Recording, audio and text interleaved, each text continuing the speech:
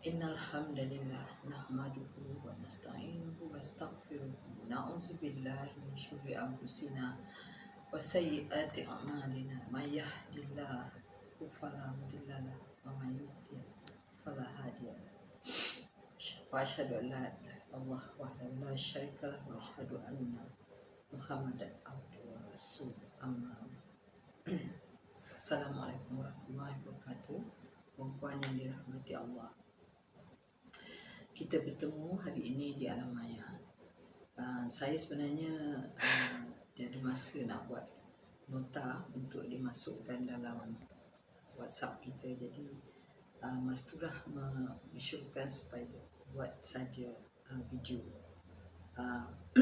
Nampaknya perempuan bolehlah melihat wajah saya. Dah lama kita tak jumpa kan. Kalau ikut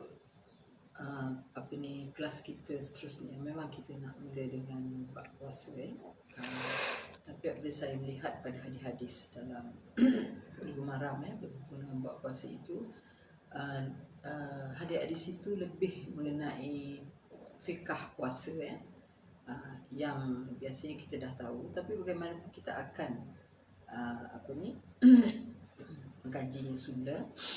Mungkin apabila kelas boleh dapat kita mulakan adakan seperti biasa, ataupun mungkin di Alam Maya ini. Bagaimanapun untuk hari ini, manakala ini hari pertama Ramadan ada baiknya kita mengingatkan diri kita semula pada apa yang perlu kita fokuskan untuk Ramadan kali ini.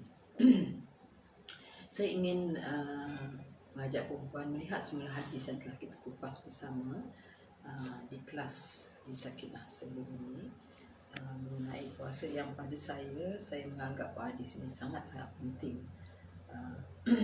kerana tujuan puasa kita dinyatakan dengan jelas di dalam hadis ini. Hadis yang mengenai Nabi mengaminkan doa Jibril itu jadi kita sebutkan semula supaya dapat kita saya nak mengingatkan diri saya dan seterusnya untuk kita kongsi bersama semula. Kita mengingatkan tentang apa yang penting dalam hadis ni. Kita baca maksudnya maksudnya ketika Nabi SAW menaiki mimbar pada suatu hari baginda bersabda amin amin amin sebanyak 3 kali. Baginda ditanyalah oleh sahabat, "Wahai Rasulullah, apabila engkau menaiki mimbar, engkau telah berkata amin, amin, amin." Maka Rasulullah SAW bersabda, kata Rasulullah, "Sesungguhnya pada masa itu Jibril AS telah datang kepadaku. Lalu Jibril berkata, yang pertama barang siapa yang bertemu dengan bulan Ramadan tetapi tidak diampunkan dosanya, maka dia akan dimasukkan ke dalam neraka serta dijauhkan daripada rahmat Allah oleh Allah SWT." Ini dia fokus pada hari ini kan. Jadi apabila Nabi naik tangga pertama mimbar tu, Jibril berdoa macam ni dan Nabi aminkan. Jadi yang kedua, dan setelah Jibril berkata Nabi mengaminkan itu yang Nabi kata, maka aku katakan amin. Dan lepas tu yang keduanya, barang siapa sempat dengan kedua orang tuanya, maksudnya orang tua masih hidup tetapi tidak berlaku baik kepada mereka, kemudian dia meninggal, orang tua tu meninggal dia meninggal dan dia akan dimasukkan, dan mungkin kita pun akan meninggal sebelum orang tua, dia akan dimasukkan ke dalam neraka serta dijauhkan daripada rahmat Allah oleh Allah SWT. Jadi kemudian Jibril kata dengan Nabi, katakanlah amin, maka aku pun mengaminkannya. Dan yang ketiga, dan barang siapa yang disebut kepadanya dan dia tidak sebut nama Nabi dan dia tidak berselawat kepadaku, maka dia juga akan dijauhkan daripada rahmat Allah Subhanahu Wa Taala. Jadi katakan, wahai Muhammad, katalah amin. Jadi maka aku, kata Nabi, katakan amin. Okey. Jadi yang penting di sini, ketiga-tiga tu penting Ada 3 golongan orang yang akan masuk neraka. Pertama, orang yang bertemu bulan Ramadan sehingga akhir bulan tersebut tapi tidak mendapat keampunan daripada Allah Subhanahu Wa Taala. Okay.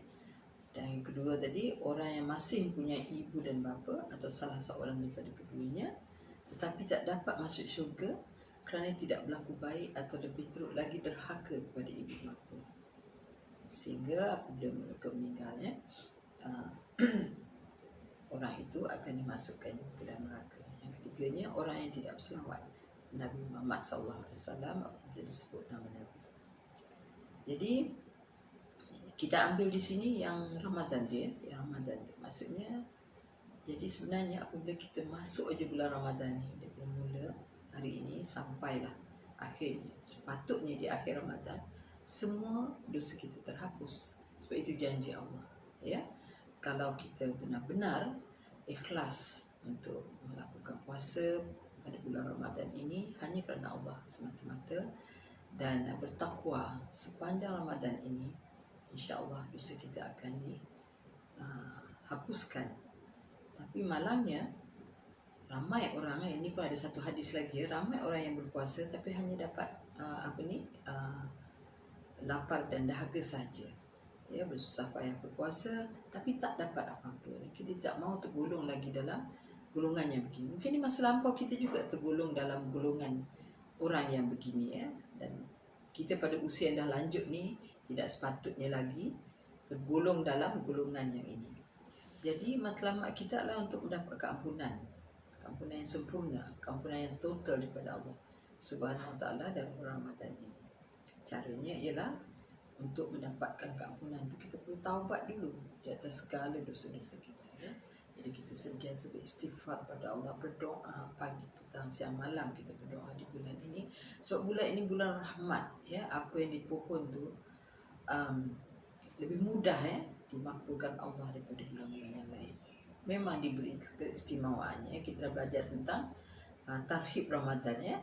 Tapi yang pentingnya kita mesti melaksanakan dengan betul. Jadi kita taubat nasuha, supaya kita benar-benar insaf, kita benar muhasabah diri, kita berjanji dengan Allah tidak akan melakukannya lagi, tapi pastikan kita tak akan lakukan. InsyaAllah taubat kita akan diterima.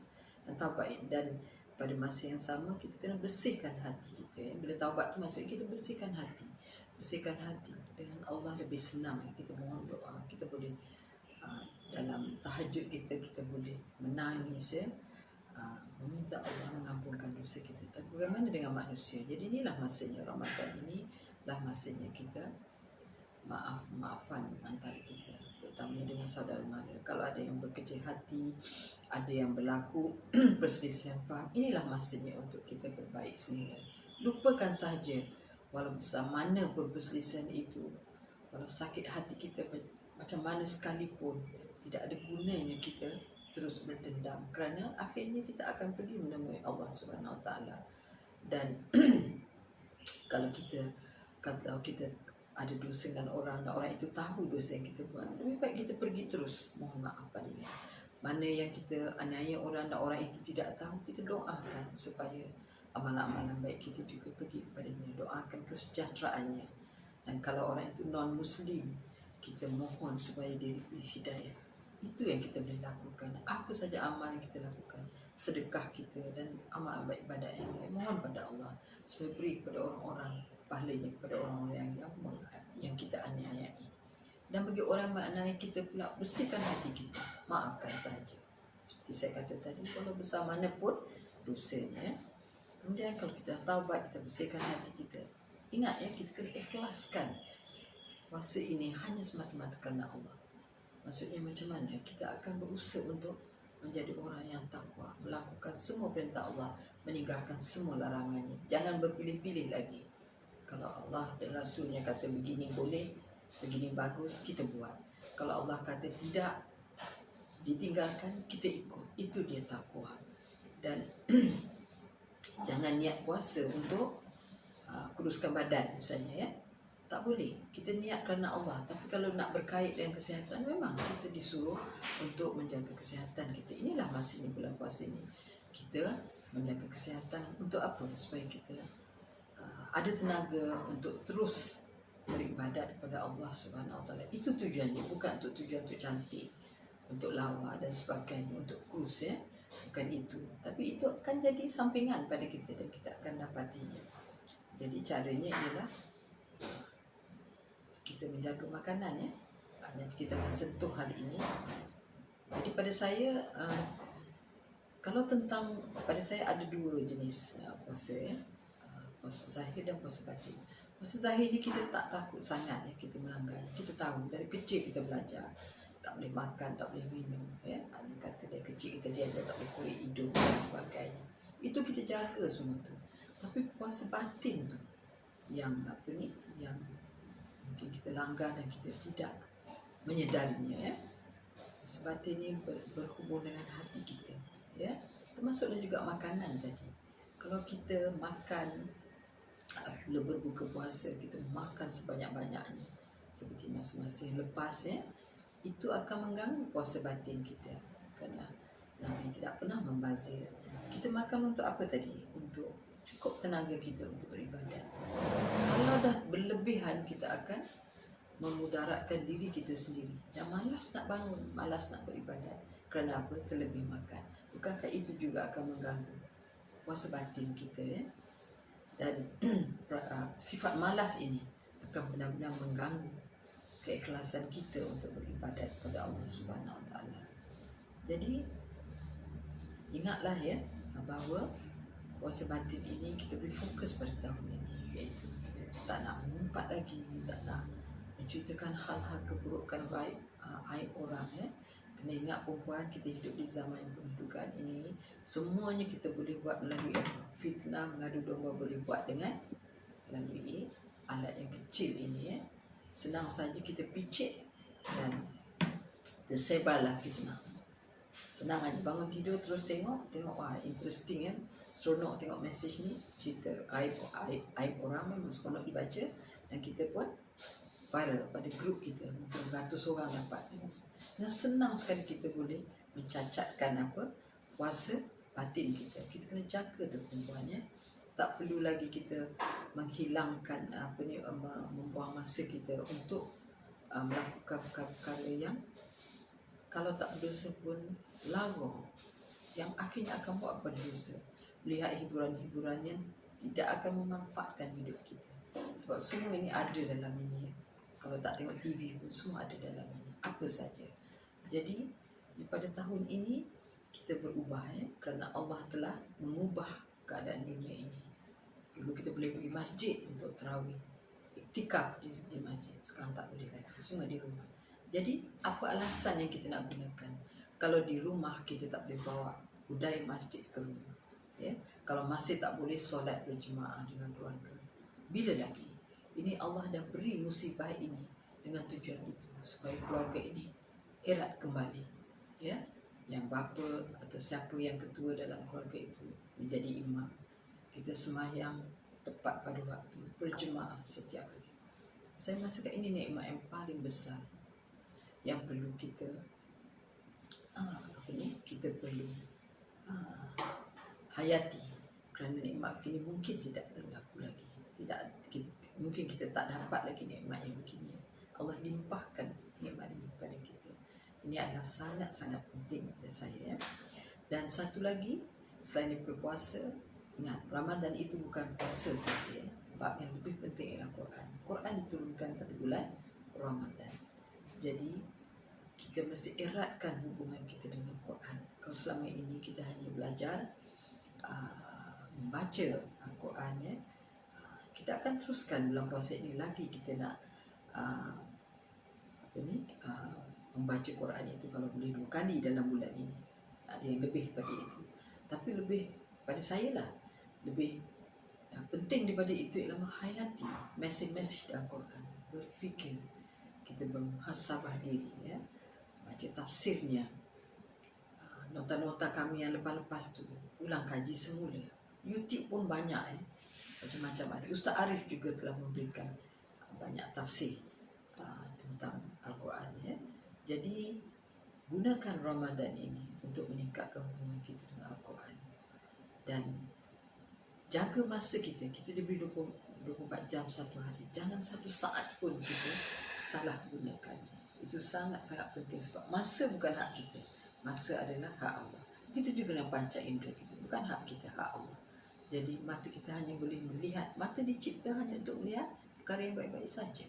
Baik-baik ditentukan oleh Allah dan Rasulnya. Telinga dicipta hanya untuk mendengar yang baik-baik saja. Mulut hanya dicipta untuk mengeluarkan perkataan yang baik-baik saja. Kalau bukan yang baik itu bukan yang diiktiraf oleh Allah Subhanahu Wa Taala. Ingat itu. Jadi kita sama-sama mengingatkan tentang perkara ini dalam bulan Ramadan ini. Dan kena ingat dalam bulan Ramadan ini, bulan penuh rahmat ini, setiap amalan kita lakukan pahalanya lebih hebat daripada sebelum Ramadan Dan puasa sendiri Allah sudah menyatakan bahawa puasa itu adalah untuknya. Dan dia akan menentukan ganjarannya. Kita ambil peluang ini untuk memanfaatkan Ramadan pada tahun ini sebaik-baiknya, supaya di akhir Ramadan kita menjadi orang yang lain, bersih hati kita, bersih fizikal kita, bersih sekali-kalinya, sentiasa redha dengan dan tawakal pada Allah Subhanahu Wa Taala, ikhlaskan semua ibadat kita hanya untuknya.